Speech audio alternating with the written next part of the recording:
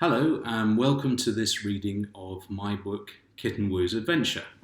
My name is not Christina Stuart, my name is Christopher Saul, but when I wrote the book I used a pen name which I'm now regretting slightly. Anyway, it's Kitten Woo's Adventure. It's a story I wrote 3 years ago and it was inspired by a little cat that we have.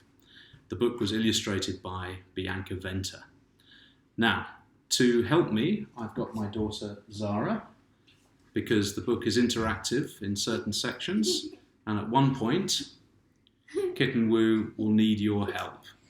Okay, so Zara's going to help me, and you can help when you're having the book read to you as well. Now, I mentioned that the book was inspired by our cat, and here's our cat. She's actually called Biscuit. There she is, as usual, sitting in the garden, not doing very much, and meowing. Anyway, she inspired the story, and let's get started. There we go. Kitten Woo's Adventure by Christopher Saul. Kitten Woo is a little grey cat. Ever since she was born, she's lived in a small room next to the kitchen in her house. You see Kitten Woo's there. She looks very comfy on her bed. Yeah. What do you think she's eating there? Some cat food? Yeah. And probably some milk. Yeah. And we can see some other stuff there in that little room.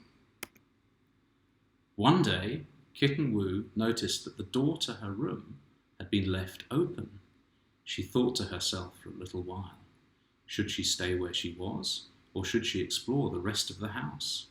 She was feeling curious. What would she find if she went exploring? Kitten Woo went into the kitchen. She could see a table and chairs, a cooker, a fridge, and lots of other interesting things. Can you name some? I can see a table. What's that there?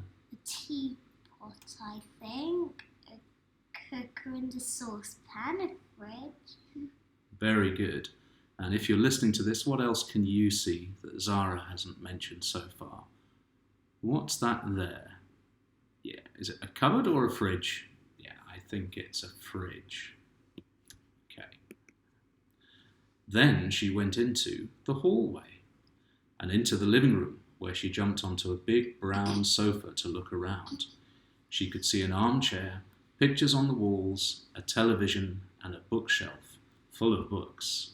If you're watching from home, does this look like a modern television, like the sort of television you've got in your house? I don't think so. What do you think, Zara? Does this look like an old-fashioned television from when Daddy was small? Yes, that's right. Then Kitten Woo ran back through the hallway and scampered up the stairs and onto the landing. She could see 4 doors. She thought for a bit and then decided to see what was behind the doors. Behind one of the doors was a bathroom. Kitten Woo could see towels, a bath, wash basin, and 2 toothbrushes in a glass. Behind the next door was a bedroom. Whose bedroom do you think this is? I think it's the Mummy and Daddy's bedroom. I think it is too. Do you agree with Zara if you're watching? Behind the 3rd door was a little boy's bedroom. What can you see? Have a little think, and you can point out to your mummy or daddy what you can see. And Zara, what have you spotted? See the little kitten there? Yeah, and then there's some pictures of football, his teddies, that's right. Table. And behind the 4th door was a little girl's bedroom. Now, this bedroom looks a bit like somebody's bedroom that I know. Somebody called Zara, because it's all pink. Now, next page. When Kitten Woo came back out onto the landing, she saw something very exciting and a little bit scary. A ladder was there, leading up into a hole in the ceiling, a big, dark hole. She wondered if she should climb up the ladder to see what was there. Kitten Woo climbed carefully up the ladder and peeked into the darkness. At first it was so dark that she couldn't see anything. Soon, though, she was able to see clearly. Cats are very good at seeing in the dark. And if you're watching, do you think she should go further into the attic, or do you think she should stay where she is? Well, let's see what she decides to do. It was a bit scary in the loft, and Kitten Woo didn't want to bump into a spider in the dark. She decided to jump up onto the windowsill and look outside. Kitten Woo realized she was very high up. Across the road, she could see a scruffy cat sitting on the garden wall of the house opposite. His name was Beelzefluff, and he was the naughtiest cat in the whole street.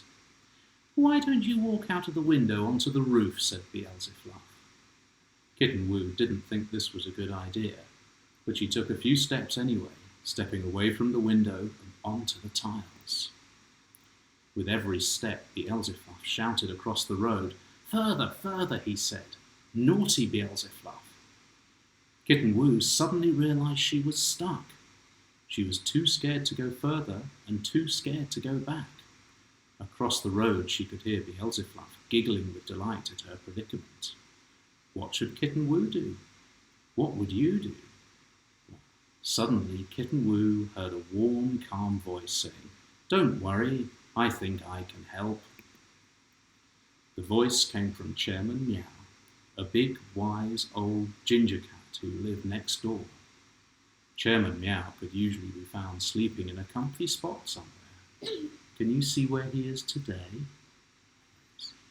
There. Ooh, look. There he is. He's fast asleep in the tree.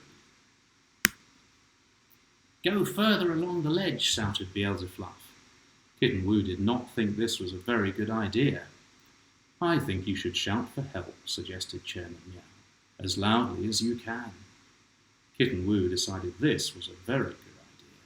So she breathed in, closed her eyes and said, "Meow," rather quietly. "Perhaps a bit louder than that," said Chairman Meow. Kitten Woo said, "Meow," a little bit more loudly. Then, "Meow," again. And now this is where, if you're watching, we need you to help Kitten Woo by shouting meow with us.